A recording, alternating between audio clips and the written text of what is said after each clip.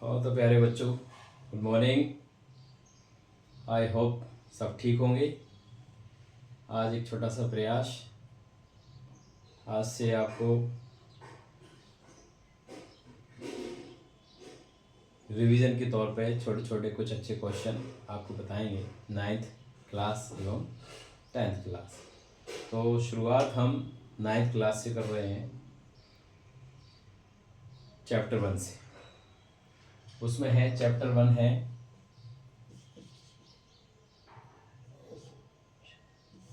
संख्या पद्धति।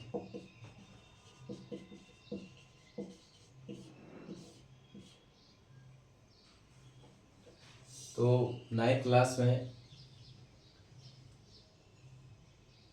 आने से पहले आपने पढ़े होंगी संख्याएं, प्राकृत संख्या, सम संख्याएं, ऊनी संख्याएं, इस तरह से गांव में भी ऊनी ऊनी कहते हैं। तो मैं उसमें इसमें दिया है, आपने पढ़ा होगा, एक संख्या पर रेखा है जिसमें यहाँ से 0 है, 1 2 3 4, -1 -2 -3 -4। यहाँ पे कोई खड़ा है, चाहे बॉयज़ हो या गर्ल्स हो, कोई हो सकता है। यहाँ पे 1 2 3 पोटली ले है और इस साइड आगे बढ़ रहा है। तो इधर से हम बोलते हैं उसको कि संख्या उठाइए। तो कौन सी संख्याएं उठाएंगे, कहाँ से करेगा स्टार्ट? 1 से, 1 2 3 4 5, 1 2 3 4 करके। तो ये जो संख्याएं उठा के अपनी पोटली में रखता है या रखती है, तो उन्हीं संख्याओं को हम बोलते हैं प्राकृत संख्याएं।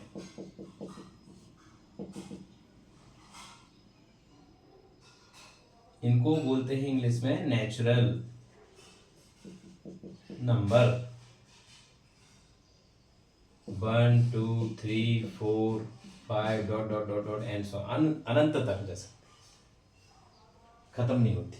तो मतलब हम जहां से गिनना स्टार्ट करते हैं वो संख्या हो गई हमारी नेचुरल नंबर, प्राकृत संख्या। दूसरी है, फिर जैसे ये वापस आते हैं तो ये 0 और उठाता है शुरुआत में।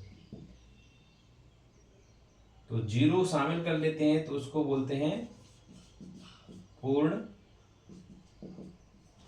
पूर्ण संख्याएं, होल नंबर। इनको इंग्लिश में बोलते हैं होल नंबर। और क्या बोला मैंने? 0 1 2 3 4 dot dot dot dot dot अनंत तक। ऐसे ही फिर तीसरे नंबर और वापस आते हैं तो प्लस की हो गई, 0 हो गया और शून्य के बाद में माइनस की ओर उठाते हैं, तो ये हो जाती हैं पूर्णांक संख्याएं। 0 प्लस की और माइनस की, 1 plus minus 2 plus minus 3 dot dot dot dot. फिर हम इन्हीं संख्याओं से कुछ छांट लेते हैं।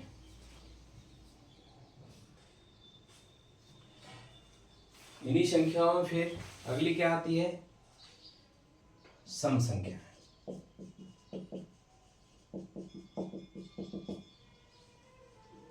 जिसमें 2 4 6 8 एक छोड़ते जाइए अनंत तक। फिर आती है विषम संख्याएं। सम संख्याओं को इंग्लिश में इवन नंबर बोलते हैं और विषम संख्याओं को ऑड नंबर। ये 1 3 5 7 डॉट डॉट अनंत तक। फिर आती है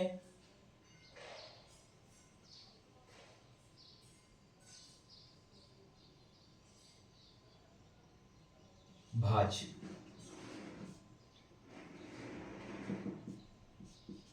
भाज्य संख्याएं। फिर अभाज्य,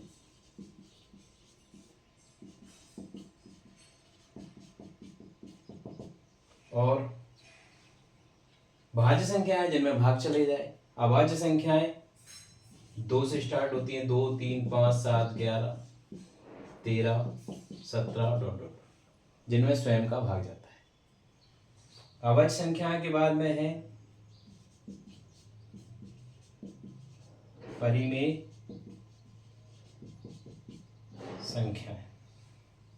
परिमेय संख्याएं कोई सी भी हो सकती हैं, P/Q के रूप में, जहाँ Q is not is equal to 0, मतलब बटे वाली संख्या 0 नहीं होना चाहिए। अपरिमेय संख्या जो जैसे अंडरवुड के अंदर 2 है, 3 है, 5 है, इस तरह की संख्या अपरिमेय संख्या होती है। और इन सभी संख्याओं का समुच्चय होता है वास्तविक संख्याएं। तो इस तरह से ये संख्याएं हैं, आपको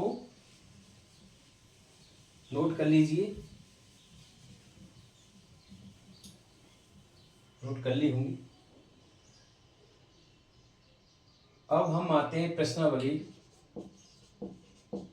1.1, जिसमें पहला ही क्वेश्चन है, क्या शून्य एक परिमेय संख्या है? प्रश्न है, क्या शून्य एक परिमेय संख्या है? तो इसका आंसर है, इसका है। क्यों है? क्या इसको P/Q के रूप में लिख सकते हैं? तो हाँ, P/Q के रूप में लिख सकते हैं, क्योंकि कुछ नहीं होता तो उसके नीचे 1 होता है। कोई भी संख्या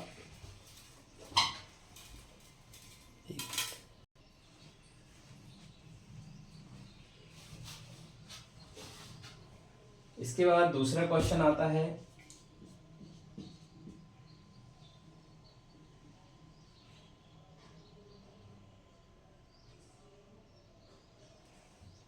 तीन और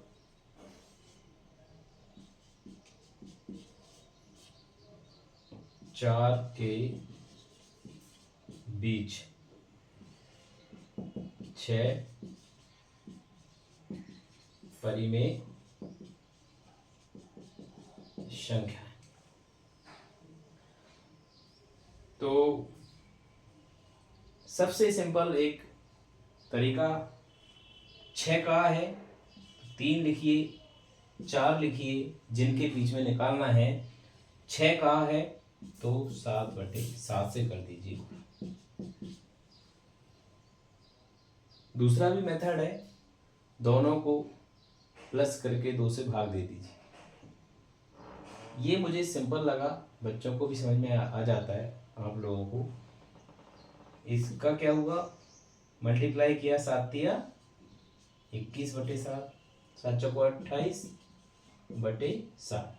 इसके बीच में आप गिन दीजिए आगे की संख्या, 22/7, 23/7, 24/7, 25/7, 26/7, 27/7। 1 2 3 4 5 6। 3 का है तो 4/4 से कर दीजिए, 2 का है 3/3 से कर दीजिए। बड़ा सिंपल, बच्चों को भी समझ में जाता है, भूलते नहीं है। तो आज इतना ही ठीक है, कल मिलते हैं फिर प्रश्नावली 1.1 को पूरा करने के लिए। Okay, thank you.